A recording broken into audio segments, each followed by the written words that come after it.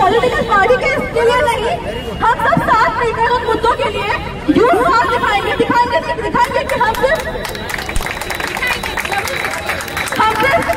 सिर्फ Instagram stories में अपने आप को लिमिट नहीं करने वाले।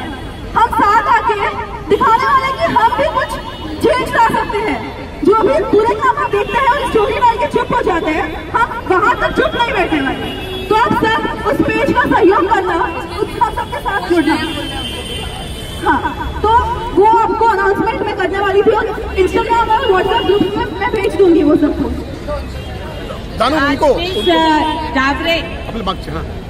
ह्या माझ्या स्टुडंटने जो इनिशिएटिव्ह घेतला आहे, तिला ज्यांचं मार्गदर्शन झालंय, खूप चांगला इनिशिएटिव्ह घेतलाय, गो हेड, ऑल द बेस्ट। आपण जसं आपल्या मुलींना सांगतो, आपण छोटे कपडे घालू नये, रात्रीच्या वेळेस बाहेर जाऊ नये, मुली चांगल्या नाही, पण तुम्ही घरातल्यांनी आता मुलांना समजवायला पाहिजे की मुलांनी जर आपली बहीण पण आपल्या बरोबर जाऊ शकते बाहेर, तर तिने बाहेर जाऊ शकते, तर मुलगा जाऊ शकतो, तसा मुलगी बाहेर जाऊ शकते। मुलांनी, घरच्यांनी मुलांना समजून सांगायला पाहिजे, जर आपली बहीण आहे तर समोरची कोणाची तरी मुलगी आहे, कोणाची तरी बहीण आहे, तिलाही तेवढी फ्रीडम द्यायला पाहिजे। आणि जसं आता आमच्या मुला मुलींना आम्हाला बाहेर शिकवायला पाठवायचंय, जसं डॉक्टरचं झालं, आता डॉक्टर MBBS वगैरे 6 वर्ष मुली हॉस्टेलमध्ये राहतात। आता आम्हाला ही भीती वाटते की आम्ही आमच्या मुलींना हॉस्टेलला टाकायचं की नाही टाकायचं। पुढे आमचे मुलं मुली जसे पुढे होणार तसं तुम्ही समजून सांगा की बाबा आपल्याबरोबर मुली आहेत तर त्यांच्यावर तुमची सुरक्षा करा, त्यांच्या पाठी उभे राहा। जर काही प्रॉब्लेम आला असेल तर तुम्ही त्यांच्याबरोबर खंबीर उभे राहा, तुम्ही त्यांना त्रास देऊ नका, उलट तुम्ही त्यांचे रक्षक बना। आता रक्षाबंधन आहे, फक्त नावाला रक्षाबंधन नाही, तर तुम्ही त्यांच्याबरोबर भावाचं बिना राखी बांधताही तुम्ही तुमच्या भावासारखं, मित्रासारखं काही करून त्यांच्यावर लक्ष ठेवा, त्यांना हेल्प करा। कधी असं समजू नका ते एकटे आहेत किंवा मुलांबरोबर राहून तुम्ही त्यांना हेल्प करू नका। मुलींना छेडणं, हे करणं अगदी खूप सगळीकडे आहे। आपल्या वसईमध्ये पण भरपूर केसेस झालेले आहेत, पण बाकीचे नुसतेच बघत बसतात। एकदा जर मुलाने जर हे केलं, कोणाला मारत असेल तर एक मुलगा माणूस मध्ये आला तर त्याला मारण्याची धमकी दिली तर 4 जण जर पुढे गेले तर ती मुलगी नक्की वाचू शकते। तुम्ही तिला पाठिंबा द्या, नाहीतर तो मारतो म्हणून तुम्ही बाजूला होणार, सगळे व्हिडिओ काढत बसणार, सोशल मीडियामध्ये टाकणार, लाईक्स भेटणार, पण सगळ्यांनी मिळून जर केलं तर ती मुलगी वाचेल, तुम्हाला लाईक्स भरपूर भेटतील। बस एवढंच मी सांगते। कि वही बॉन्ड जस्टिस का मतलब ये नहीं है कि आप हमें 10 साल तक लमका के रखें कि नहीं, 10 साल का जस्टिस नहीं चाहिए, हमको ऑन द स्पॉट जस्टिस चाहिए। आपसे हाथ जोड़कर विनती है कि उसको फांसी दी जाए, यही हमारा जस्टिस है, ये जस्टिस हमको चाहिए। फांसी दो, फांसी दो, बीच चौराहे फांसी दो, फांसी दो, फांसी दो, बीच चौराहे फांसी दो, बीच चौराहे फांसी दो, बीच चौराहे फांसी दो। प्रिय विद्यार्थी मित्र मैत्रिणींनो, हा शब्द मला या ठिकाणी अनेक आंदोलनात सहभागी झालेलो होतो। आंदोलन आम्ही भरपूर करतो, या देशामध्ये अन्याय कमी होत नाही, सध्या अन्यायाचाच प्रकार आहे सगळीकडे। परंतु मला कधी विद्यार्थी मित्र मैत्रिणींनो हा शब्द कधी उच्चारता झाला नाही, कारण त्या ठिकाणी कधी विद्यार्थी कधी आलेले नव्हते। परंतु आज मी तुम्हाला सर्व युवक युवतींचा जाहीर अभिनंदन करतो की आज तुम्ही या ठिकाणी प्रचंड संख्येने उपस्थित झालेले आहात आणि याची दखल नक्कीच आपले सत्तास्थानीची बसलेले आहेत त्याला घ्यावं लागेल।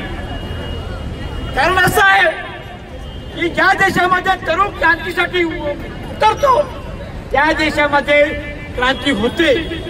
आपल्या स्वातंत्र्याचा इतिहास बघा, बांगलादेशचा परवाचा इतिहास बघा, जेव्हा हे विद्यार्थी रस्त्यावर आले तेव्हा त्या ठिकाणी अन्यायाला वाचापोटी आणि क्रांती घडली आणि ह्या क्रांती या वसईच्या या एसटी डेपोच्या बाजूने या स्कायवॉकच्या खालून सुरू झालेली आहे असं मी मानतो। त्याला कारण असं आहे, हाथरस घडलं तेही एका मुलीवरती बलात्कार झाला, परंतु कोणी युवक युवती आले। कोई लड़के को छेड़ता है और लड़की सिर्फ कंप्लेंट भी करने जाती है तो बोलते हैं मैडम जाने दीजिए, उसे छेड़ा ही तो है। ये होता है रोज लड़कियों के साथ, ऐसा नहीं है कि बनावटी चीज है।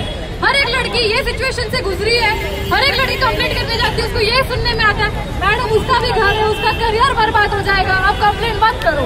अगर उसी समय उसको रोका जाए, उसी समय रोका जाए तो आगे वो रेप जैसी चीज का सोच भी नहीं सकता है। माँ बाप का भी एक बहुत बड़ा इंपॉर्टेंट रोल है यहाँ पे। अगर आपको समझ में आ रहा आपके बेटे ने आज किसी को छेड़ा है, आपका हक बनता है कि आप उसका कान के नीचे बजा दो। ऐसा नहीं बोलना चाहिए कि अरे मेरा बेटा जाने दे, गलती है, ठीक है, लड़का है। नहीं, आप उधर उसको रोको, वो आगे ये सब करने का सोचेगा भी नहीं। उसको सही टाइम पे रोका नहीं जाता, इसीलिए ये सब चीजें होती है।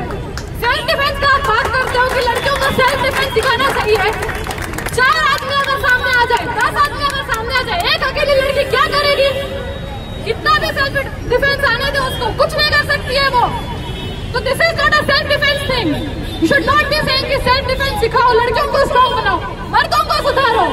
It is not just a man thing, also women are also involved in this. Right, very right. This is not a gender thing. Very right. You should not just blame the men. The case has a woman involved in it. That is also equally blamable. Teach your son to respect girls. Yes. Starting from your own home. यहाँ पे इतनी सारी महिलाएं आई है, बहनें आई है, सभी को अपने भाइयों को, अपने बेटों को ये सिखाना बहुत जरूरी है। यहाँ पे टीचर्स भी आए हैं, ये हमारा सबका कर्तव्य है कि हमने अपने बेटों को ये सिखाना जरूरी है। सिर्फ ये बाहर नारी शक्ति, वुमेन एम्पावरमेंट ये करके नहीं होगा, हमारे घर से, हमारे स्कूल से ये स्टार्ट करना जरूरी है। We have to teach our boys to respect girls.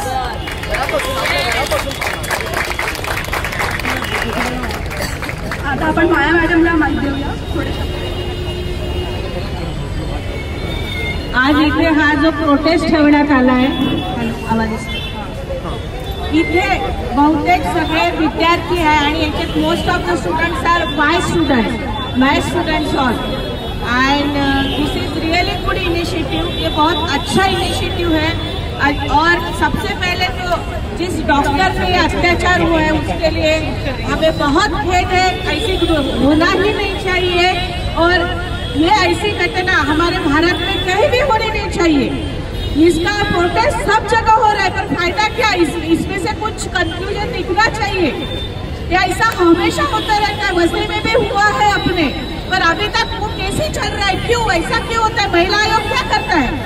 क्यों नहीं हमारा देश का कानून क्यों नहीं बदला जा सकता है?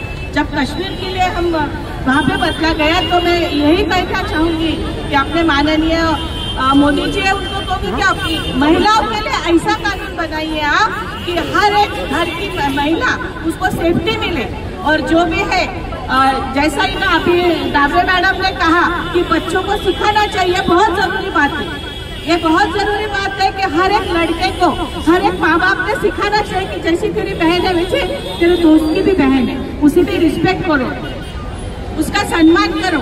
और हर एक महिला ने भी ये ऐसा, हर एक नारी को मैं कहना चाहूंगी, बच्चियों को कहना चाहूंगी, मैं खुद एक टीचर हूँ तो मैं हर एक लड़की को हमेशा स्कूल में भी, मेरे स्टूडेंट भी बताएंगे, मैं लड़कियों को हमेशा बहुत ज्यादा सपोर्ट करती, इसीलिए कि उनमें एक आत्मविश्वास निर्माण हो कि अगर तुम्हें कल को तू अकेले रास्ते से जा रही है, तुझे किसी ने छेड़ा, तो इतनी हिम्मत दिखाओ कि 4 लोग तुम्हारी आवाज सुन के पहले तो खुद से शुरुआत करो, पहले उसे तो चाटे लगाओ, बाद में देखा जाएगा क्या होगा।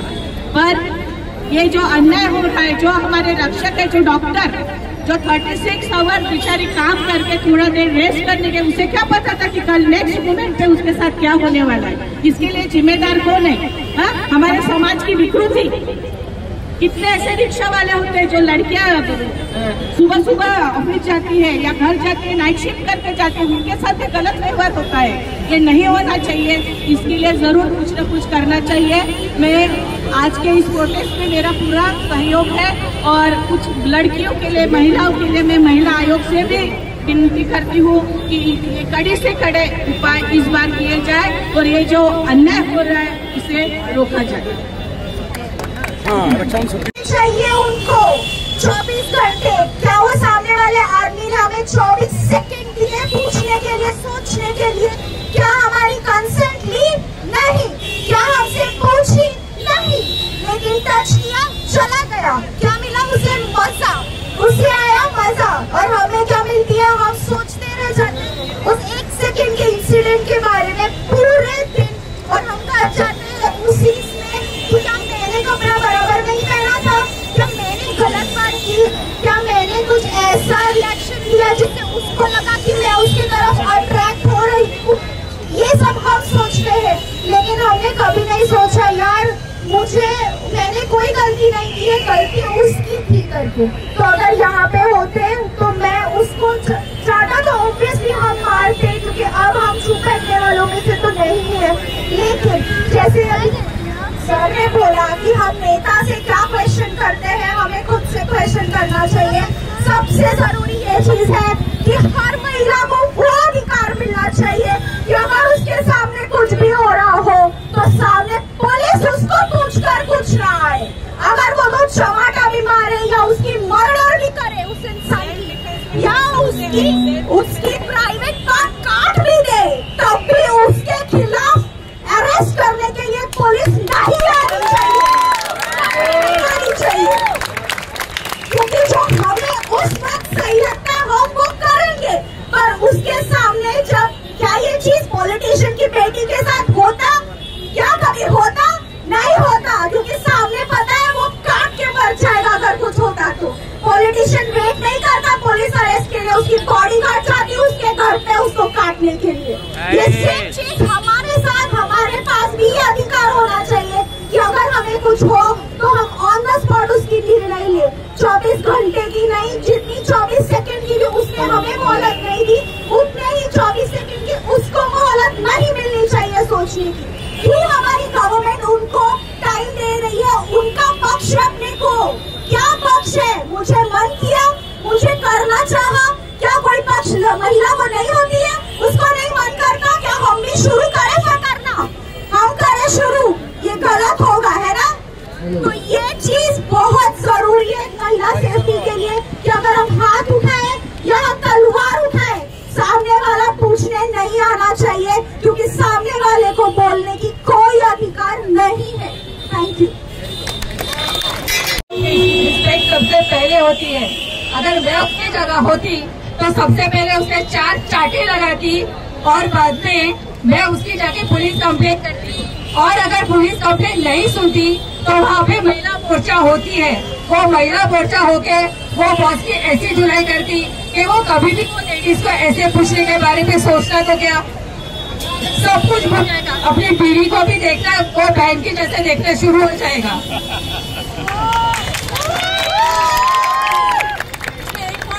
मैडम ने पहले तो उसको मारते तो वो सही है, उसके बाद उसको उसके स्टाफ के सामने बदनाम करते, ऐसा उसके साथ हुआ है करके पूरे स्टाफ के सामने लाके उसको बदनाम करते, फिर महिला मोर्चा जो भी करना था। लेकिन क्योंकि अंदर ऑफिस के अंदर स्टाफ केबिन में होता है ये सब, फिर इसके स्टाफ के लाभ सामने लाना था और स्टाफ के सामने सबको दिखाओ कि ये ऐसा बॉस है। तो पूर्वी चौरंगा कोणाला माहिती आहे? हात वरती करा. चौरंगा. आता चौरंगा काय ते पहिला समजावतो. First I will explain you what is the meaning of chauranga. अनेक वेळेला जेव्हा बलात्कार होत असतात तेव्हा तो मणिपूरचा बलात्कार असो किंवा मणिपूरच्या महिलेला भर रस्त्यात तिची मिरवणूक काढली जाते, त्यावेळेला तिला न्याय मिळायला 2 महिने जातात. आता कुठेतरी दिल्लीला बलात्कार होतो तेव्हा तिचं तर आयुष्य निघून जाते, पण तिला काय न्याय मिळता अनेकांची केसी निघतात. आणि अर्थात आपल्याला असं सुद्धा माहिती असेल की एक बाई होती जी कोर्टामध्ये बसली होती, तिला जेव्हा न्याय मिळाला तेव्हा ती सांगत होती का याच्यातले 2 आरोपी मेले आणि एक आता म्हातारा झाले. अर्थात आपल्याचं हे दुर्दैव असं आहे. चौरंगा काय असतो? चौरंगा छत्रपती शिवाजी महाराजांची वय वर्ष 14. किती वय वर्ष? किती? 14. छत्रपती शिवाजी महाराजांच्या कोर्टामध्ये एका गावातील वरिष्ठ पदाधिकाऱ्याचा म्हणजे एका मोठ्या पाटलाचा निर्णय येतो. तो निर्णय असा असतो की त्या व्यक्तीने एका विधवा बाईचा बलात्कार केलेला असतो. 14 वर्षाच्या छत्रपती शिवाजी महाराजांनी निकाल लावला. त्यांनी कुठच्या नेत्याची राय घेतली नाही, कुठल्याही सेनापतीची राय घेतली नाही, परंतु त्याने एक निर्णय असा दिला की या पाटलाचा चौरंग करा. काय करा? काय करा? महिलांना बोला, काय करा? चौरंग म्हणजे काय? ऐकून घ्या. हा चौरंग म्हणजे त्याचे हात पाय कलंक केले पाहिजेत. दुसरी गोष्ट, जशी माणसाला भूक लागते तसं त्याला जेवण न देता त्याला जेवणाची भूक लागली पाहिजे. या लस्ट आणि या बलात्कार केलेल्या प्रवृत्तीची भूक लागली नाही पाहिजे.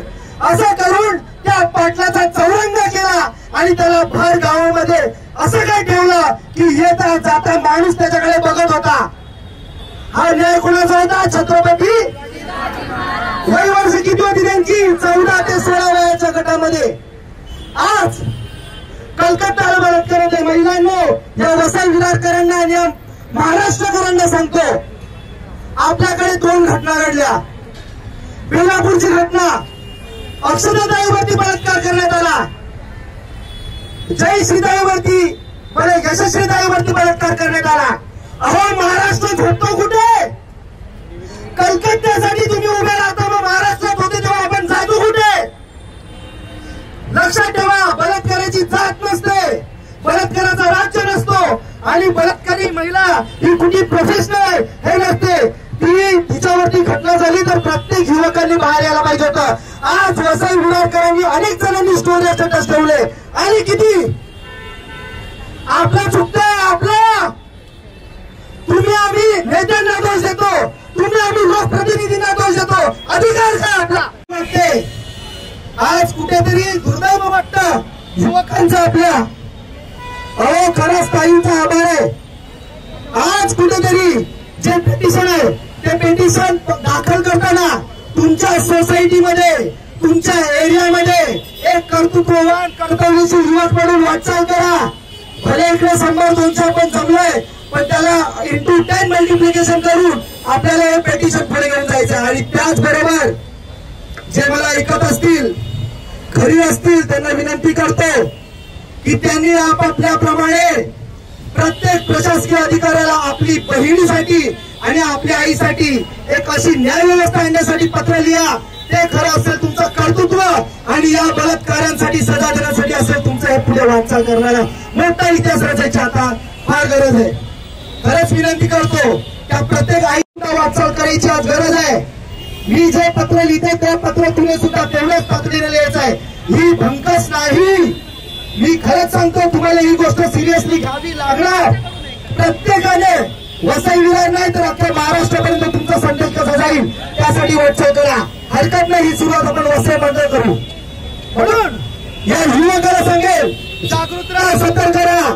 स्टेटस स्टोरी देऊन कोणालाही न्याय मिळत नाही. स्टेटस स्टोरी देऊन कोणाचाही उद्धार होत नाही. तुम्ही जेव्हा कृती कराल तुमच्या कर्तृत्वाने कुठेतरी न्याय व्यवस्था हलवेल आणि विश्वास आहे आपल्याला. पहले मेरी बहन के लिए जोरदार तालियां हो जाए. सबसे पहले चीज मेरे को आप लोग बताओ, माइक की जरूरत है कि नहीं है? मुझे बताओ, मेरा आवाज ही काफी है.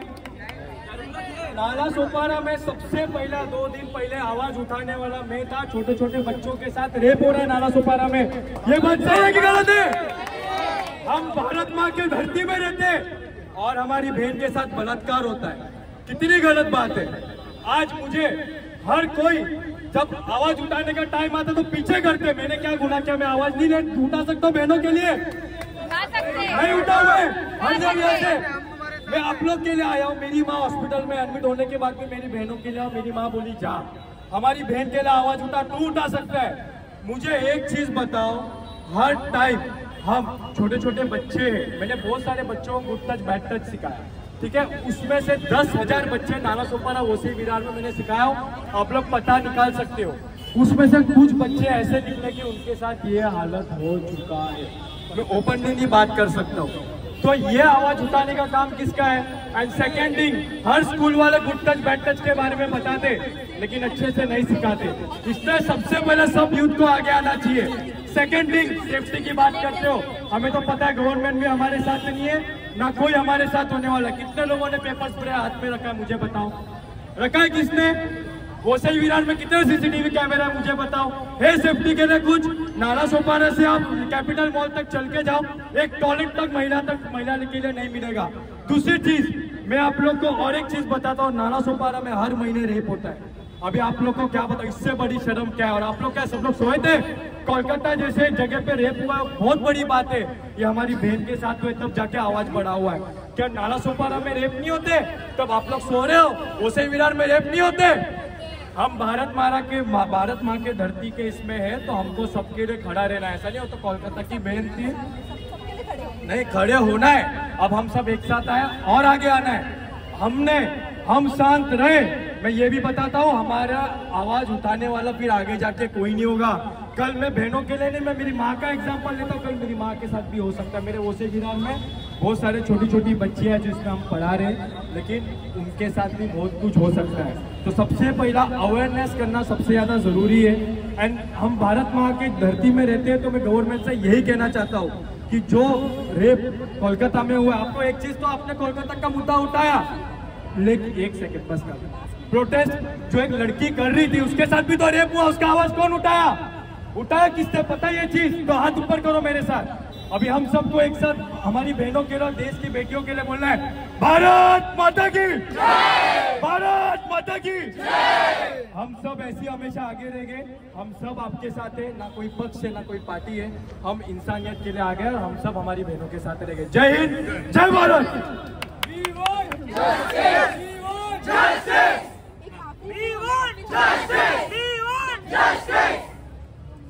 मेरे पीछे बोलो, Shem Shem Shem Shem Shem Shem. मराठीत बोलतोय। माझ्या प्रिय बहिणीनो, मातानो आणि जमलेल्या माझ्या भाऊ बंधानो, आज हे पहिल्यांदा घडलं असं नाही। रोज टाइम्स ऑफ इंडिया उघडा, 3-4 रेपच्या जर का त्याच्यात बातम्या नसतील तर त्याच्याशिवाय टाइम्स ऑफ इंडिया छापलाच जात नाही, अशी आजची परिस्थिती आहे। Same same same same same same. कलकत्त्याला घडली ही काय पहिली गोष्ट नाही, परंतु अतिशय निगरून ही हत्या झालेली आहे हे आपल्या सर्वांना कल्पना आहे।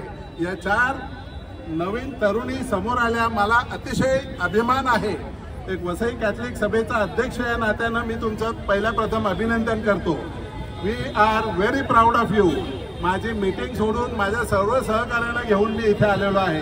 का तर हा फक्त तुमचाच प्रश्न नाही, तर हा माझ्या घरचा देखील प्रश्न आहे। मला मुली आहेत, माझ्या घरामध्ये स्त्रिया आहेत, कोणाच्याही घरी हे घडू शकतो आणि जेव्हा घडतात तेव्हाच लोक डोळे उघडतात आणि बोंबा करायला लागतात। आज परिस्थिती आहे, सगळ्यांनी उभं राहिलं पाहिजे। कोणी उभं राहिलं पाहिजे?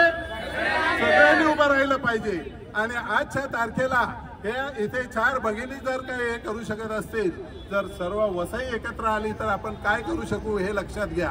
तरी सुद्धा कुठे ना कुठे आपले हात दगडाखाली असतात, म्हणून बरेचसे लोक समोर येत नाहीत, कॅमेरा समोर येत नाहीत, कारण ही अतिशय शर्मेची गोष्ट आहे। आजच्या ठिकाणी इथे खेद व्यक्त करत असताना मी आज हाच निर्धार करत आहे की मगाशी काही वक्ते बोलले की घरातून सुरुवात झाली पाहिजे। माझ्या हातात एक बोर्ड काही मुलींनी दिला की सर तुम्ही उंच आहात, तुम्ही पकडू शकाल। निश्चितपणे वाचल्यानंतर अंगावर काटे आले आणि हे काय वाचतोय मी की हे आपल्या घरापासून सुरुवात झाली पाहिजे।